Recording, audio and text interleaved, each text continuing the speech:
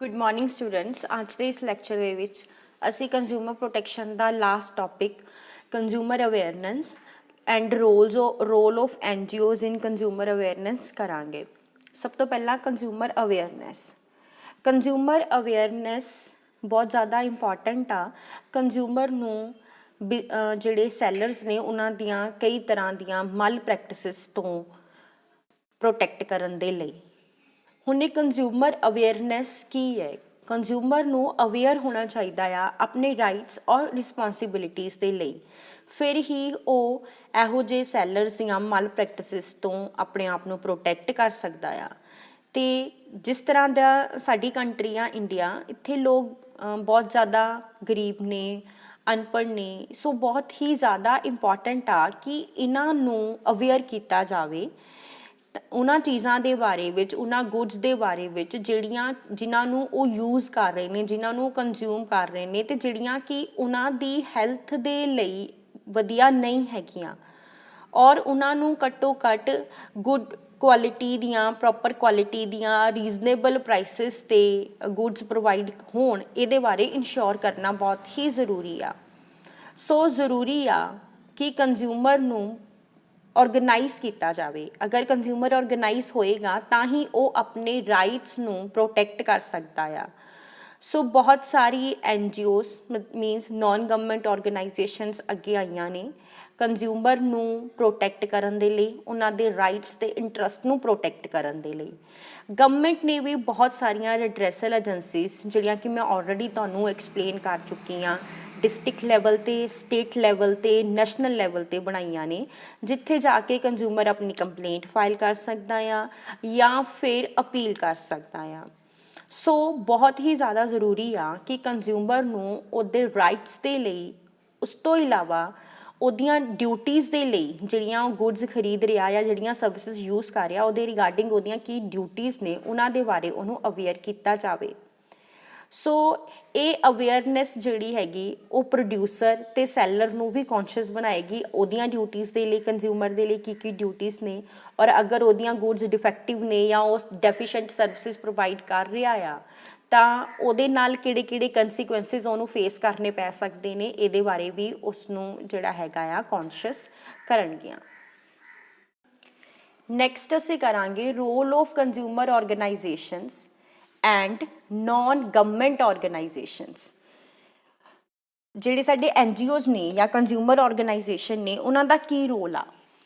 ਬਹੁਤ ਸਾਰੀ consumer organisation ਅਤੇ NGOs ਜਿਹੜੇ ਕਿ 800 ਨਾਲੋਂ ਵੀ ਜ਼ਿਆਦਾ ਨੇ, ਉਹ ਇੰਡੀਆ ਦੇ ਵਿੱਚ ਕੰਜ਼ਿਊਮਰ ਨੂੰ ਪ੍ਰੋਟੈਕਟ ਕਰਨ ਦੇ ਲਈ ਜਾਂ ਫਿਰ ਉਹਨੂੰ ਹੈਲਪ ਕਰਨ ਦੇ ਲਈ ਕੰਮ ਕਰ ਰਹੇ ਨੇ। ਸੋ ਕੰਜ਼ਿਊਮਰ ਔਰਗੇਨਾਈਜੇਸ਼ਨਸ ਉਹ ਵਲੰਟਰੀ ਐਸੋਸੀਏਸ਼ਨਸ ਹੈਗੀਆਂ ਆ, ਜਿਹੜੀਆਂ ਕਿ ਕੰਜ਼ਿਊਮਰ ਦੇ ਵੈਲਫੇਅਰ ਦੇ ਲਈ ਕੰਮ ਕਰ ਰਹੀਆਂ ਆ। NGOs ਜਿਹੜੇ ਨੇ ਉਹ ਗਵਰਨਮੈਂਟ ਕੋਲੋਂ ਵੀ ਫਾਈਨੈਂਸ਼ੀਅਲ ਗ੍ਰਾਂਟ ਲੈਂਦੇ ਨੇ ਔਰ ਪਬਲਿਕ ਦੇ ਲਈ ਕੰਮ ਕਰਦੇ ਨੇ। ਸੋ ਇਹਨਾਂ ਔਰਗੇਨਾਈਜੇਸ਼ਨ ਦਾ ਜਿਹੜਾ ਓਬਜੈਕਟਿਵ ਆ ਉਹ ਕੰਜ਼ਿਊਮਰ ਦੇ ਇੰਟਰਸਟ ਨੂੰ ਪ੍ਰੋਟੈਕਟ ਕਰਨਾ ਆ, ਸੇਫਗਾਰਡ ਕਰਨਾ ਆ, ਤਾਂ ਕਿ ਬਿਜ਼ਨਸ ਦੇ ਜਿਹੜੇ ਇਹੋ ਜਿਹੇ ਅਨਸਕਰਪਲਸ ਐਲੀਮੈਂਟਸ ਨੇ ਉਹਨਾਂ ਨੂੰ ਬਚਾਇਆ ਜਾ ਸਕੇ। ਸੋ ਕੰਜ਼ਿਊਮਰ ਇਹੋ ਜਿਹੇ ਜਿਹੜੇ NGOs ਨੇ ਉਹਨਾਂ ਦਾ ਕੀ ਰੋਲ ਹੈ? ਸਭ ਤੋਂ ਪਹਿਲਾਂ ਕੰਜ਼ਿਊਮਰ ਐਜੂਕੇਸ਼ਨ। ਇਹ ਔਰਗੇਨਾਈਜੇਸ਼ਨਸ ਕੰਜ਼ਿਊਮਰ ਨੂੰ ਐਜੂਕੇਟ ਕਰਦੀਆਂ ਨੇ ਪ੍ਰੋਡਕਟਸ ਦੀ ਕੁਆਲਿਟੀ ਬਾਰੇ, ਪ੍ਰਾਈਸ ਬਾਰੇ, ਤਾਂ ਕਿ ਉਹ ਬਿਜ਼ਨਸ ਦੁਆਰਾ ਚੀਟ ਨਾ ਹੋ ਸਕਣ। ਔਰ ਇਹ ਐਜੂਕੇਸ਼ਨ ਜਿਹੜੀ ਆ ਪੋਸਟਰਸ, ਨਿਊਜ਼ਪੇਪਰ, ਪੈਂਫਲੇਟਸ ਦੀ ਫੋਰਮ ਦੇ ਵਿੱਚ ਹੁੰਦੀ ਆ। ਸੋ ਕਈ ਵਾਰੀ ਇਹ ਔਰਗੇਨਾਈਜੇਸ਼ਨਸ ਸੈਮੀਨਾਰਸ ਅਤੇ ਡਿਸਕਸ਼ਨਸ ਵੀ ਔਰਗੇਨਾਈਜ਼ ਕਰਦੀਆਂ ਨੇ ਕੰਜ਼ਿਊਮਰ ਦੇ ਬੈਨੀਫਿਟ ਦੇ ਲਈ। ਸੈਕਿੰਡ ਆ ਅਵੇਕਨਿੰਗ ਆਫ ਕੰਜ਼ਿਊਮਰ। NGOs ਅਤੇ ਹੋਰ ਔਰਗੇਨਾਈਜੇਸ਼ਨਸ ਕੰਜ਼ਿਊਮਰ ਨੂੰ ਅਵੇਅਰ ਕਰਦੀਆਂ ਨੇ ਉਹਦੇ ਰਾਈਟਸ ਦੇ ਬਾਰੇ ਵਿੱਚ। ਕੰਜ਼ਿਊਮਰਸ ਨੂੰ ਰਿਡਰੈਸਲ ਸਿਸਟਮ ਦੇ ਬਾਰੇ ਦੱਸਿਆ ਜਾਂਦਾ ਆ ਕਿ ਜੇ ਉਹਨਾਂ ਨਾਲ ਧੋਖਾ ਹੁੰਦਾ ਆ ਤਾਂ ਉਹ ਆਪਣੀ ਕੰਪਲੇਂਟ ਨੂੰ ਕਿੱਥੇ ਜਾ ਕੇ ਫਾਈਲ ਕਰ ਸਕਦੇ ਨੇ। ਥਰਡ ਹੈ ਅਟੈਂਡਿੰਗ ਕੰਜ਼ਿਊਮਰ ਕੰਪਲੇਂਟ। ਬਹੁਤ ਸਾਰੀਆਂ ਔਰਗੇਨਾਈਜੇਸ਼ਨਸ ਕੰਜ਼ਿਊਮਰ ਦੀ ਕੰਪਲੇਂਟਸ ਨੂੰ ਐਕਸੈਪਟ ਕਰਦੀਆਂ ਆ, ਉਹਨਾਂ ਨੂੰ ਰਿਡਰੈਸਲ ਦੇ ਵਿੱਚ ਹੈਲਪ ਕਰਦੀਆਂ ਆ।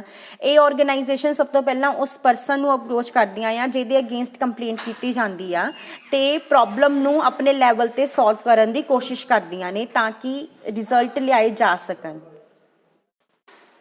ਇਨ ਕੇਸ ਉਹਨਾਂ ਦੇ ਵਿੱਚ ਕਿਸੇ ਤਰ੍ਹਾਂ ਦਾ ਕੋਈ ਵੀ ਜਿਹੜਾ ਹੈਗਾ ਸਮਝੌਤਾ ਨਹੀਂ ਹੁੰਦਾ ਤਾਂ ਫਿਰ ਇਹ ਫਰਦਰ ਐਕਸ਼ਨ ਲੈਣ ਲਈ ਵੀ ਕੰਜ਼ਿਊਮਰ ਨੂੰ ਜਿਹੜਾ ਹੈਗਾ ਆ ਮੋਟੀਵੇਟ ਕਰਦੀਆਂ ਨੇ।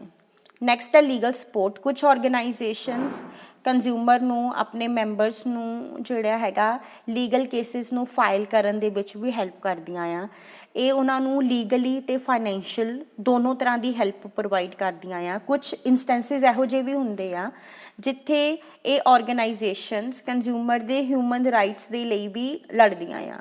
ਸੋ ਗਵਰਨਮੈਂਟ ਵੀ ਕੁਝ ਕੇਸਿਸ ਦੇ ਵਿੱਚ ਫ੍ਰੀ ਲੀਗਲ ਹੈਲਪ ਪ੍ਰੋਵਾਈਡ ਕਰਦਾ ਆ ਉਹਨਾਂ ਕੰਜ਼ਿਊਮਰਸ ਨੂੰ ਜਿਹੜੇ ਕਿ ਫਾਈਨੈਂਸ਼ੀਅਲੀ ਸਾਊਂਡ ਨਹੀਂ ਹੁੰਦੇ। ਨੈਕਸਟ ਹੈ ਐਡਵਾਈਜ਼ਿੰਗ ਕੰਜ਼ਿਊਮਰਸ।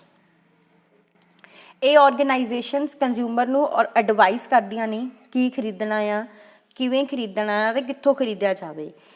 ਪ੍ਰੋਪਰ ਮਾਰਕੀਟਿੰਗ ਆਊਟਲੈਟਸ ਬਾਰੇ ਐਕਸਪਲੇਨ ਕਰਦੀਆਂ ਆ, ਪ੍ਰਾਈਸਿਸ ਬਾਰੇ ਐਕਸਪਲੇਨ ਕਰਦੀਆਂ ਆ। ਕੰਜ਼ਿਊਮਰ ਜਿਹੜੇ ਨੇ ਉਹਨਾਂ ਨੂੰ ਇਹ ਵੀ ਵਾਰਨ ਕੀਤਾ ਜਾਂਦਾ ਕਿ ਜੇ ਕਿਸ ਤਰ੍ਹਾਂ ਦੇ ਕੋਈ ਗਲਤ ਮੈਥਡ ਯੂਜ਼ ਕੀਤਾ ਜਾ ਰਿਹਾ ਸੈਲਰ ਦੁਆਰਾ ਅਤੇ ਉਹ ਉਹਨਾਂ ਤੋਂ ਬਚ ਕੇ ਰਹਿਣ।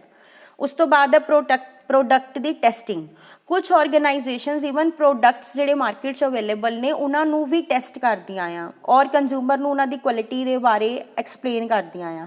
ਇੱਕ ਦਿੱਲੀ ਬੇਸਡ NGO ਆ ਜਿਹੜੀ ਕਿ ਕੋਲਡ ਡਰਿੰਕਸ ਨੂੰ ਟੈਸਟ ਕਰਦੀ ਆ ਜਿਹੜੇ ਮਾਰਕੀਟ ਵਿੱਚ ਜਾਂਦੇ ਆ ਅਤੇ ਉਹਨਾਂ ਦੇ ਜੋ ਰਿਜ਼ਲਟਸ ਹੁੰਦੇ ਨੇ ਜੇ ਉਹਨਾਂ 'ਚ ਕੋਈ ਪੈਸਟੀਸਾਈਡਸ ਯੂਜ਼ ਕੀਤੇ ਜਾ ਰਹੇ ਨੇ ਅਤੇ ਉਹਦੇ ਬਾਰੇ ਵੀ ਕੰਜ਼ਿਊਮਰ ਨੂੰ ਇਨਫੋਰਮ ਕਰਦੀ ਆ। ਸੋ ਇਹ ਆਰਗੇਨਾਈਜੇਸ਼ਨ ਪਬਲਿਕ ਨੂੰ ਵਾਰਨ ਕਰਦੀ ਆ ਕਿ ਇਹੋ ਜਿਹੇ ਕੋਕੋ ਕੋਲੋ ਪੈਪਸੀ ਡਰਿੰਕਸ ਵਗੈਰਾ ਪੀਣ ਦੇ ਨਾਲ ਉਹਨਾਂ ਦੀ ਹੈਲਥ ਨੂੰ ਕਿਸ ਤਰ੍ਹਾਂ ਦੇ ਨੁਕਸਾਨ ਹੋ ਸਕਦੇ ਨੇ।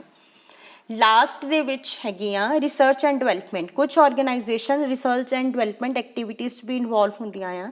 ਇਹ ਬਹੁਤ ਸਾਰੇ ਪ੍ਰੋਡਕਟਸ ਨੂੰ ਟੈਸਟ ਕਰਦੀਆਂ ਆ ਅਤੇ ਮੈਨੂਫੈਕਚਰਰਸ ਨੂੰ ਸੁਜੈਸਟ ਵੀ ਕਰਦੀਆਂ ਆ ਕਿ ਕਿਸ ਤਰੀਕੇ ਦੇ ਨਾਲ ਉਹ ਆਪਣੇ ਪ੍ਰੋਡਕਟਸ ਨੂੰ ਹੋਰ ਜ਼ਿਆਦਾ ਯੂਜ਼ਫੁਲ ਬਣਾ ਸਕਦੇ ਆ ਜਾਂ ਫਿਰ ਸਰਵਿਸਿਜ਼ ਸੈਕਟਰਸ ਨੂੰ ਵੀ ਐਡਵਾਈਸ ਕਰਦੀਆਂ ਵੀ ਕਿਸ ਤਰ੍ਹਾਂ ਨਾਲ ਉਹ ਆਪਣੀਆਂ ਸਰਵਿਸਿਜ਼ ਨੂੰ ਇੰਪਰੂਵ ਕਰ ਸਕਦੇ ਆ। ਸੋ ਇਸ ਤਰੀਕੇ ਦੇ ਨਾਲ NGOs ਜਿਹੜੇ ਨੇ ਕੰਜ਼ਿਊਮਰ ਦੇ ਵੈਲਫੇਅਰ ਦੇ ਲਈ, ਕੰਜ਼ਿਊਮਰ ਦੀ ਹੈਲਪ ਦੇ ਲਈ ਕੰਮ ਕਰ ਰਹੇ ਨੇ ਜਿਹੜਾ ਕਿ ਬਹੁਤ ਜ਼ਿਆਦਾ ਕਿ ਐਪਰੀਸ਼ੀਏਬਲ ਆ। ਸੋ ਸਟੂਡੈਂਟ ਇਸ ਟੌਪਿਕ ਦੇ ਨਾਲ ਤੁਹਾਡਾ ਇਹ ਚੈਪਟਰ ਕੰਜ਼ਿਊਮਰ ਪ੍ਰੋਟੈਕਸ਼ਨ ਦਾ ਚੈਪਟਰ ਜਿਹੜਾ ਹੈਗਾ ਆ ਉਹ ਇੱਥੇ ਹੀ ਖਤਮ ਹੁੰਦਾ ਆ। Thank you.